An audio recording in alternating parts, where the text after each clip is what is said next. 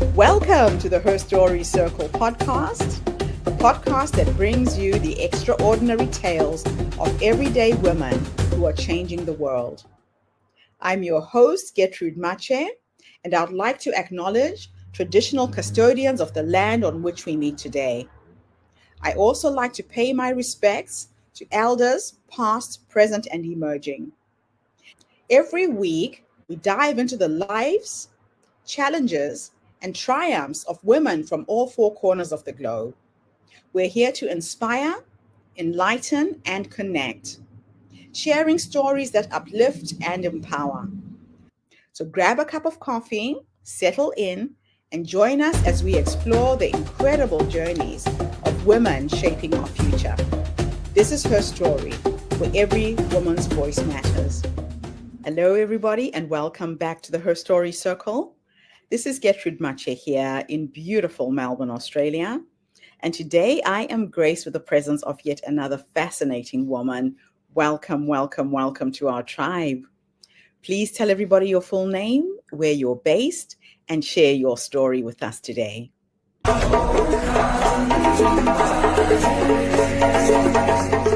Hello. Thank you so much, Gertrude. I feel honored to be included in your circle.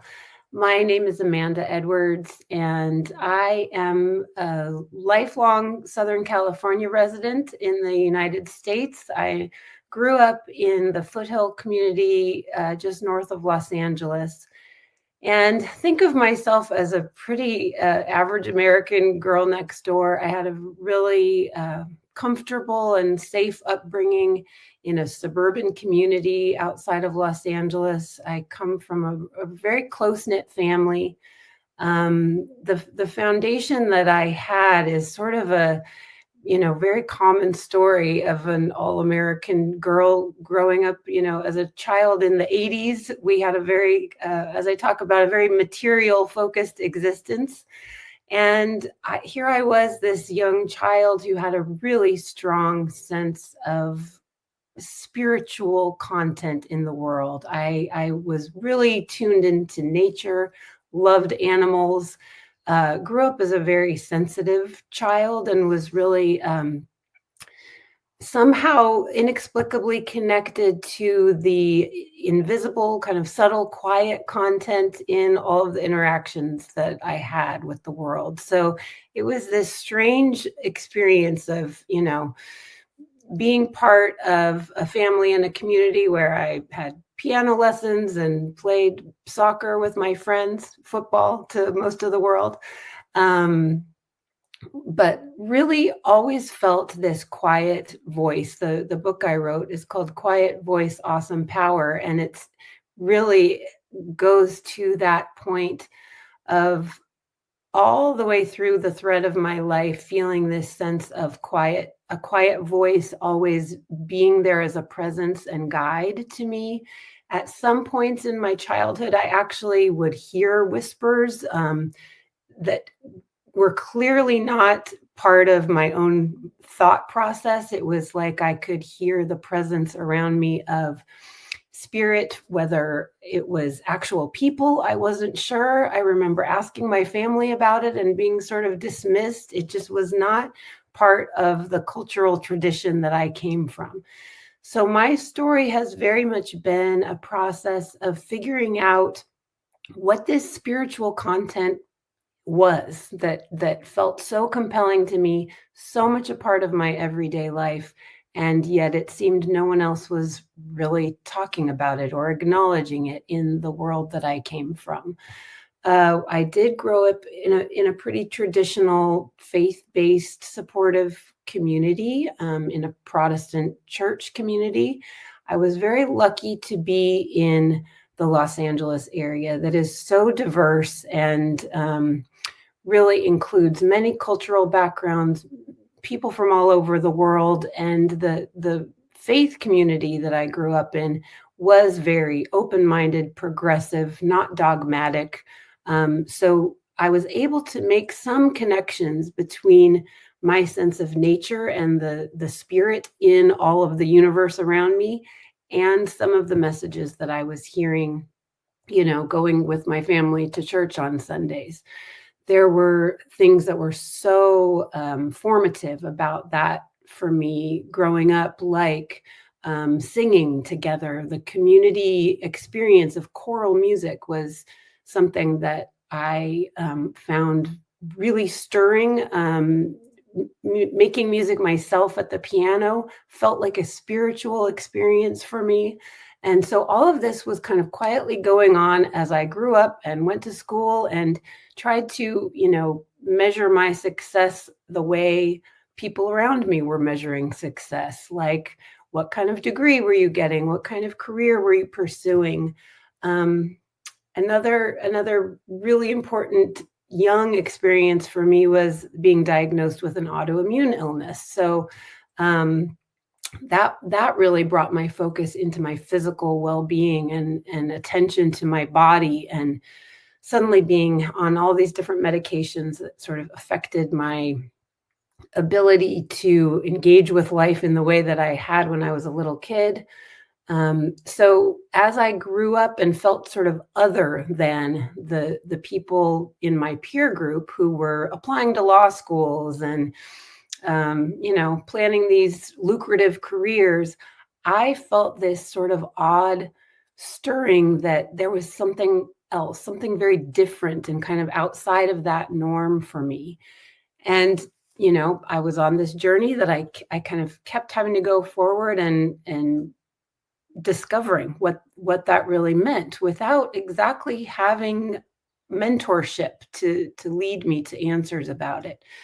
So a couple of the really important, I now would look at them as divine intervention points. I think our lives, because the divine is absolutely part of the fabric of everything that happens within us and through us in our lives, those points of divine intervention are often presented as conflict points or obstacles where we really have to change the path that we're on in order to discover what we're really made of, what we're really here for in our lives.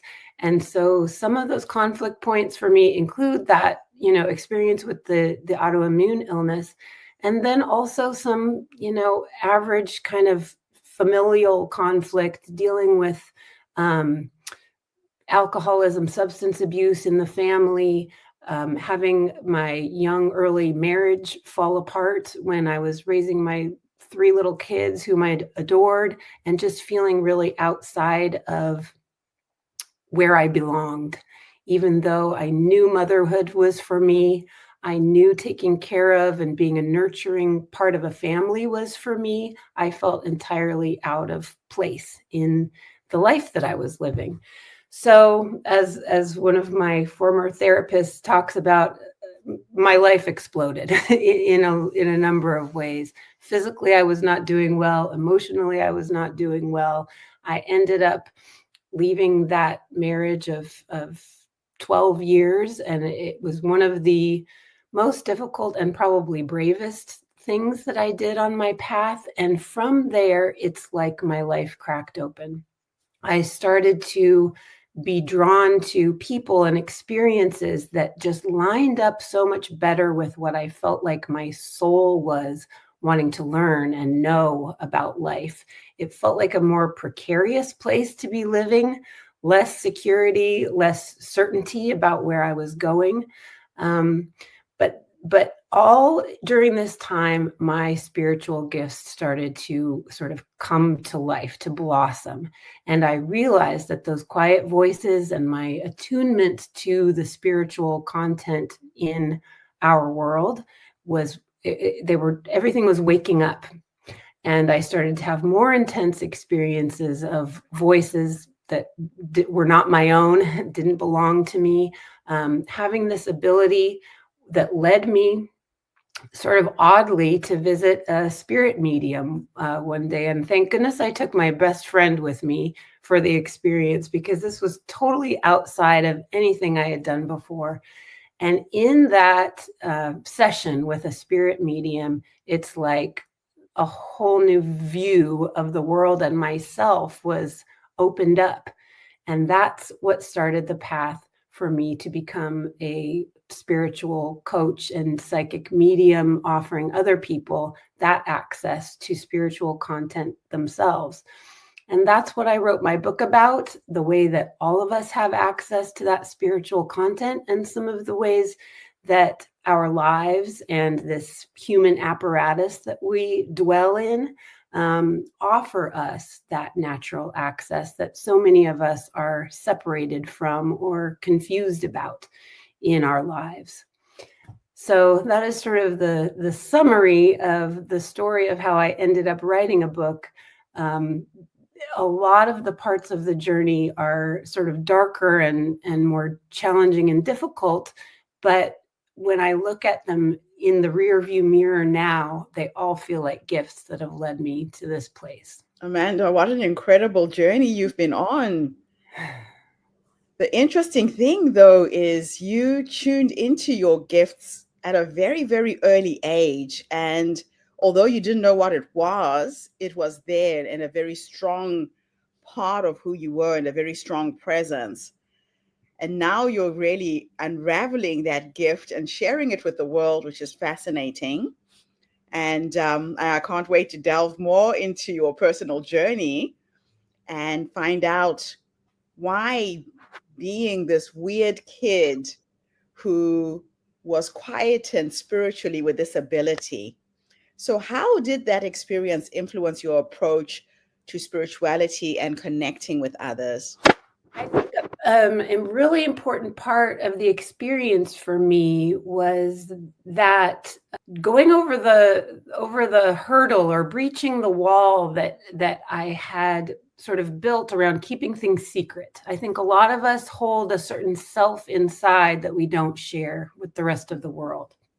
And being a really sensitive kid and really, kind of vigilant about other people and what they thought and how they were responding to me and each other, I think I was especially reserved as a kid and needed to have that experience of vulnerability that I think is one of the ways we all end up connecting with our true selves, our soul and our spirit. That if we're never willing to get to that vulnerable place where we can come up close to other souls and come up close to sort of this universal spirit that we're all part of, that we just don't get there. When people keep those walls up, it's, I think, one of the biggest disconnects that keeps us from really thriving. So for me, it took a lot of these experiences that sort of forced my hand. It forced me to put myself out there, forced me to take a leap,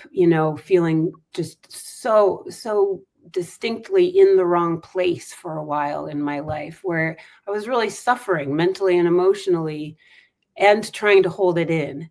And eventually you burst. Sort of the dam has to burst when you're holding back so much of yourself. So I think in a way, life will do that to us. Even when we try to hide what we're going through, things will happen that just make it impossible to hold back. So, what inspired you to finally write Quiet Voice, Awesome Power? And what messages do you hope your readers will take away from it? Well, I think I probably have been working on this book, at least in my head and my heart, for at least 10 or more years. And actually, interestingly, in that session many years ago with the medium that I referred to, just on a lark, I thought, I've got to go see this woman and see what she has to say about what I've been going through. One of the messages she gave me during that session was she could see a vision of me being an author someday. And at that time, I hadn't really, put it all together. I had a kind of a different career path in nonprofits, in the social justice sphere. And that just stirred something in me that stuck with me for a long time. So as I was going through this kind of spiritual breakthrough and awakening and taking classes and learning how to tune into my intuitive self, it just kept feeling like I wanted to write it down and I wanted to share with other people what I was learning, because it wasn't strictly for the purpose of doing psychic readings for other people. Everything that I was learning was making my own life better, my own connections to other people better. My sense of peace and equanimity in all of the tough things that I was going through was just hugely benefited from tuning into spirit. So as I noticed that and then worked with clients over many years, I saw similar improvements in their lives coming from that spiritual connection. So I thought this is just something that needs to be shared right now. I also feel strongly, I want to mention, right, in the times that we're living in, I can really see so many patterns that are calling for women in particular to tune into their spiritual gifts and step forward as leaders from that place. We have, we were talking earlier about things like natural disasters that people are suffering from. In the last year, I've watched with so much pain over the ways that wars and horrible, violent, genocidal campaigns are taking place across the world, and these extreme, painful times that our humanity is going through. Yes. And the sort of the patriarchal systems, the white supremacist systems that have gotten us here, it's all interconnected, all of that suffering that's happening. So I can really see in the ability of women, or at least feminine energy in particular, to open up to a new way of thinking that's more community-based, more caretaking, more focused in on the nurturing of spirit and the nurturing of the earth, each other, that is going to be so central to getting us past this painful time that we're living. So it's another inspiration for me to try to help others connect to that part of themselves, because we need a lot of us to be doing that right now. Yeah, there's a big need for a injection of feminine energy in everything we're doing in the world right now. That nurturing piece is definitely missing. Now, you describe spirit as a significant part of all life around us. How can someone who is new to spirituality begin to recognize and connect with this presence in their daily life? That is always sort of a fun challenge for me, especially when I work with people who have a really literal way of looking at life, or, a lot of us, I think one of the benefits of coming from this pretty materialistic society that I grew up in is that being immersed in it, I know the challenge of trying to connect with nature, for example. A lot of people are living in very concrete lives, and knowing the experience of connecting with spirit requires quieting down a lot of the noise of our industrial lives. So that's the first step. And one of the tips I give people isn't always literally making yourself quiet, like in a meditative state.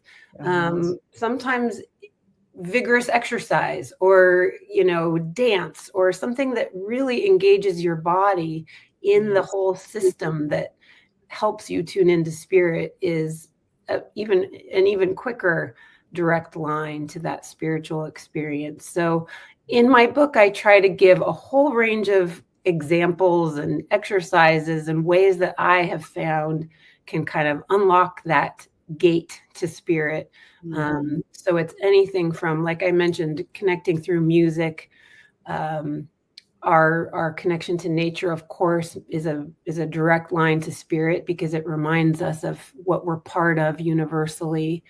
But back to that quiet voice title of the book, there's a quietness and a subtlety to the way spirit communicates. So I try to give people a whole array of examples and access points that for them, they will find a meaningful way and a meaningful language with spirit that is their own. Now, the book includes practical exercises to connect with spirit.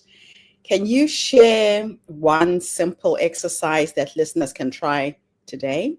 Sure. Well, a lot of the time, no matter what the exercise is, I have people focus in on their breath. And a really simple, quick way, no matter where you are, no matter what your circumstances are, is to focus in on your breathing, because we're doing it all the time anyway. So to really give yourself at least maybe 4 or 5 cycles of very deep inhalation, of course, but to focus even more on the exhalation. I usually emphasize that with the people that I work with, to really let your exhalation stretch as far as you can possibly push it.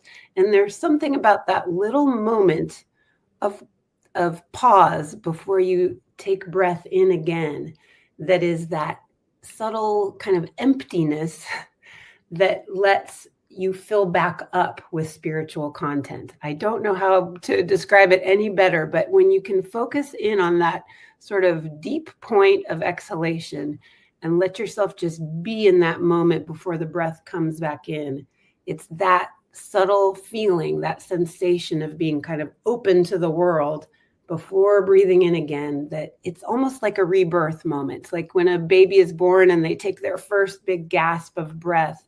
That's the experience of life rushing in that I want people to connect with in feeling and access to spirit. So doing that out under a tree is probably the best place to begin, because our plant and animal family that we're part of in this world, it's like they're conspiring and collaborating with us and wanting us to feel that connection. So that's just kind of a little intro way for people to start thinking about it. So, how does engaging the mind, body, spirit ecosystem help us heal from loss or past trauma? Mm.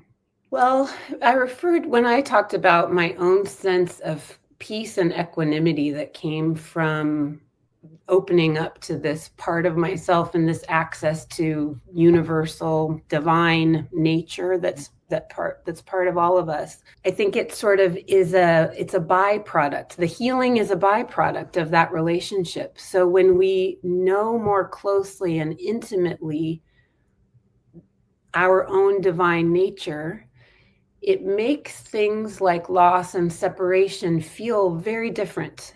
So if it's a loss of a loved one, for example, that's something that I work with people most commonly on who come to me for sessions. Feeling the ability to know that person's presence, regardless of their physical presence, is just, it just is a naturally healing sensation. It helps calm us. It helps restore kind of confidence in life's expansiveness. And it's just a powerful moment, especially because people come to me as strangers, and the fact that I'm able to connect with such specific nuance and intimate detail of that person's essence and their personality and the importance for the listener. It's a really astounding and kind of eye-opening, awakening experience for the listener to have. So I love being part of that. It fills me with awe every time I get to do it myself, because I just am open and let it come. And I would say that that's how it works, is the healing just comes from that very naturally. So many people struggle with trusting their intuition. What advice do you have for cultivating trust in our spiritual guidance? That's a really important question. I think one of the things that it takes these days, because our society we're a part of a great big world, and there are so many different ways that people approach this topic depending on your cultural background. But at least I know where I come from, there are many ways that our culture squashes down our natural intuitive abilities. There's something good about skepticism, but something really destructive about this just blanket dismissal of spirit and kind of divine presence in life. So the first step, I think, is to be able to develop your own questioning ability, to question the very messages and people and places that have influenced you during your life. I ask people to start with kind of a spiritual autobiography of sorts, where they look at where their beliefs came from. Did it come from a church? Did it come from a teacher, from a family that, said you need to believe these certain things? And to question, do you still actually believe those things based on your experience? And that sort of inventory of beliefs is a good place for people to start questioning and rethinking whether they're letting their own intuitive wisdom guide them or listening to outside voices more. How does physical movement or body awareness play a role in revealing and impacting spiritual messages? I love this one because it's sort of a accidental discovery, I think, on my own journey. I felt really compelled during the years that I was living this sort of pretending life where everything looked shiny and polished on the outside, but inside I felt, total turmoil emotionally about where I was in my life and what I was doing. I felt really anxious a lot of the time. And it was sort of inexplicable anxiety, but that feeling in your gut, like you just are carrying anxiety in your body. And one of the ways I discovered to help alleviate that was to go running. And I hadn't really been much of a runner before. I'd been an athlete as a kid, but long distance running was not something that interested me, and it felt hard. I didn't like huffing and puffing, but during this time, I just felt compelled to go out and run. And it was such a beautiful way to calm that nervous system reaction that I was having in this anxious sort of tied up way.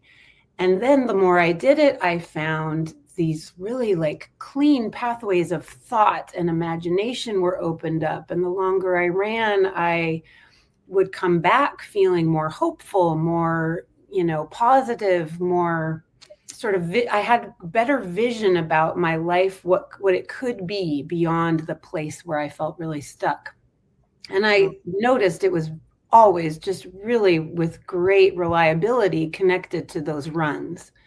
So I started to look at how people use dance and exercise and how yoga is, such a great spiritual practice. That it just made sense that our bodies are very involved in this endeavor of connecting to our spirit. So really, that's how I learned that it was connected. And that's one of the reasons I have people connect with their breath, because that's such an essential, fundamental way to recognize your body is involved with it. Yes. So I don't like to, prescribe that it has to be running that gets people there, but whatever the way is that you can engage your body in something kind of vigorous and active, I just am positive that it works. Yeah, it's interesting because I find that when I go on long walks is when I space out. I say the term I use, I space out. I get out of my head. Yes. And I can really tune in when I'm walking, but I can't meditate sitting down. So walking meditation is something else. It's wonderful. I talk about meditation and in motion all the time. You could be washing dishes at the sink or watering your plants outside, but something where you're engaged in an activity, it sort of unlocks a part of you that lets in that content. So what are some of the common misconceptions about spiritual channeling, and how does your book address them? Well, I hope I address them. As soon as you finish a book, you think about 10 other chapters you'd like to add to that one. I don't know if you've experienced that, but we put as much into it as we can when that publishing deadline is there. I'm always thinking about this because people ask me questions that I haven't thought of, before. And I find that one of the things I think maybe people don't understand is how the very subtle, quiet information is something to pay attention to, that it's not always this, the way you might see a medium or a psychic in the movies. It's not this dramatic, arrival of a ghost in the room, rattling the furniture, that kind of thing. Certainly, Yes. I think people do have experiences like that. That's not how it works for me, but being willing to just receive this subtle information and speak it out loud is a very powerful act. So as soon as I started speaking out loud and practicing to do these readings for people, I discovered, oh, there was so much more information right behind that. It's like I had to open up the gate, and as soon as I started talking, more and more would come.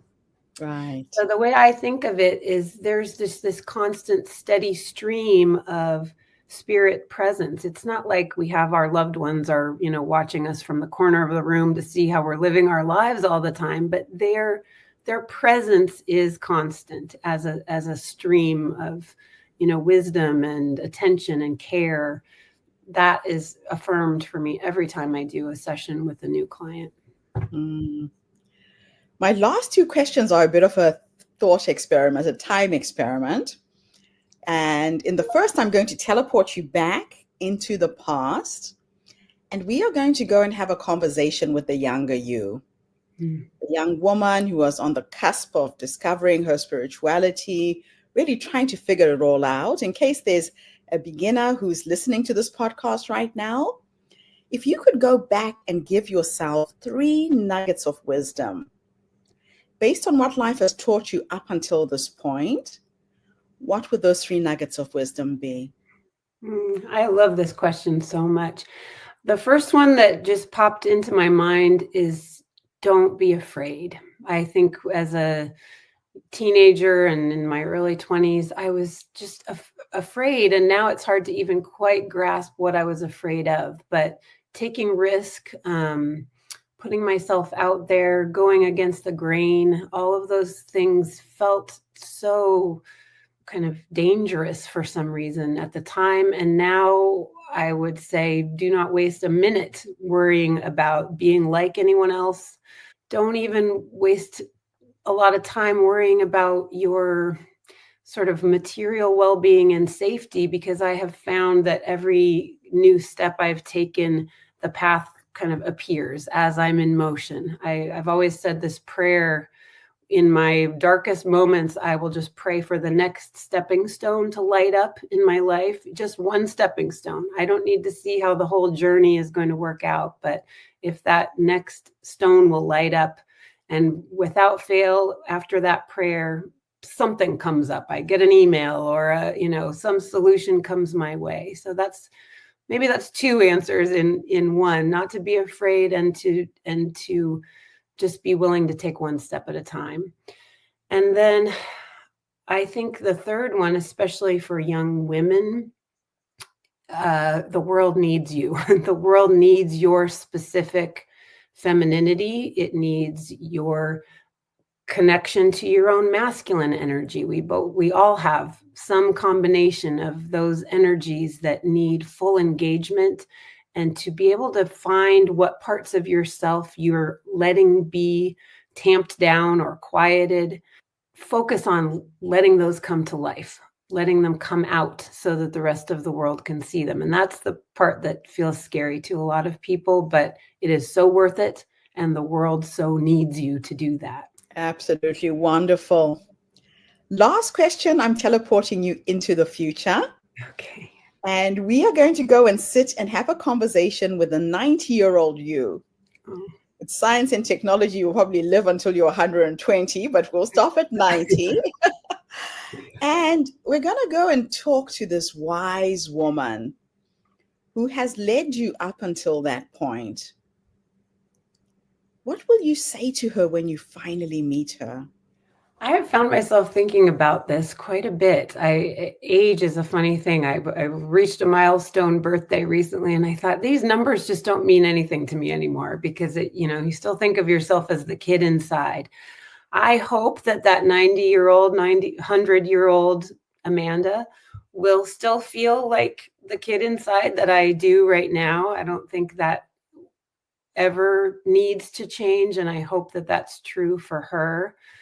I also feel like the main thing I would express is so much gratitude for the bravery and the endurance that living a life that long requires of all of us, no matter what, our lives look like from the outside, how easy or difficult they may be. Life presents a lot of challenging heartbreak, loss, fear, struggle, and really beautiful moments. So I will thank her for going through all of it and trying to stay totally immersed in each experience, as the gift that it is. Fantastic. Amanda, thank you so much for coming online today and sharing your wisdom with us. It's absolutely inspiring to see somebody who's really tuned in to the spiritual side of themselves.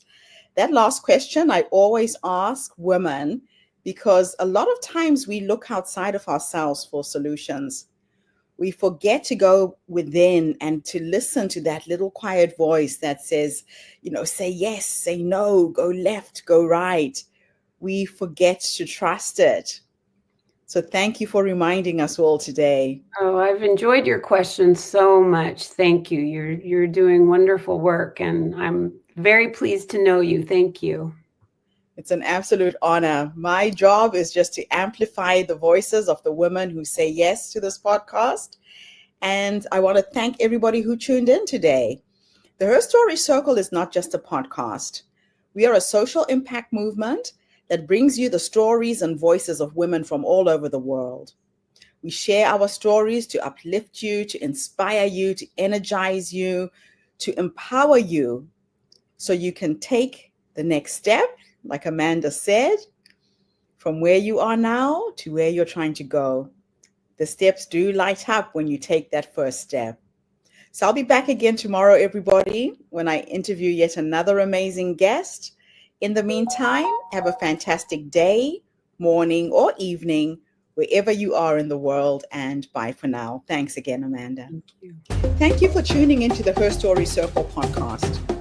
I hope today's story has inspired you to believe in the power of our stories and the difference you can make in the world when you use your voice. I'm Gertrude Mache, and it's been an honor to share this space with you, where voices from all walks of life come together to weave a rich tapestry of diverse perspectives. Don't forget to subscribe, rate, and review our podcast to help us share these stories with more listeners. Follow us on social media by looking for the Her Story Circle podcast for more updates. And join us tomorrow for another episode filled with courage, resilience, and empowerment. Remember, your story matters, and together we're building a stronger, more inclusive world. Until next time, keep making her story.